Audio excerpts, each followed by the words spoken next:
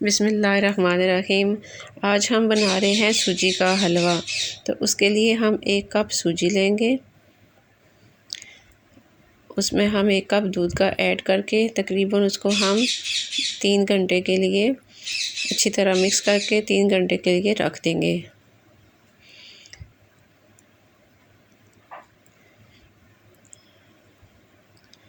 अब हम एक पैन लेंगे और उसमें घी ऐड करेंगे।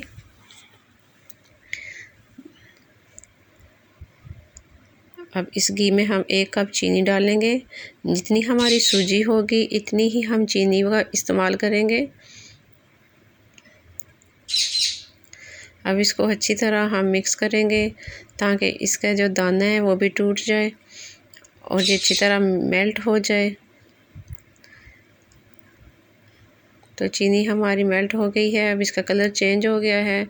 इसको हमने लाइट ब्राउन कलर देना है और आपने इसकी चूल्हे की जो आंच है उसको बिल्कुल हल्का रखना है। तेज़ आंच पे इसको नहीं बनाना, नहीं तो चीनी जल जाएगी और इसका जो आपके हलवे का जायका है वो कड़वा हो जाएगा। अब हम इसमें जो सूजी भिगो के रखी थी हमने दूध में, वो ऐड करेंगे और मुसलसल हम चमचा चलाते जाएंगे।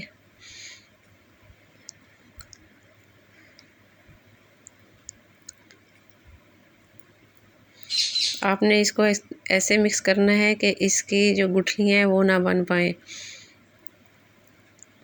तो माशाल्लाह देखें सूजी का कलर चेंज होने लग गया है, थोड़ा सा ब्राउन होने लग गया है। जी हलवा हमारा तैयार है माशाल्लाह, बिल्कुल परफेक्ट मखडी हलवा तैयार हो गया है हमारा। अब इसको हम सर्व करेंगे। गार्निश के लिए हम इसमें खुश्क मेवाजात का इस्तेमाल करेंगे। आप इसमें चाहें तो खुश्क मेवाजात अपनी मर्ज़ी से ऐड कर सकते हैं और खोया वगैरह भी इसमें आप ऐड कर सकते हैं।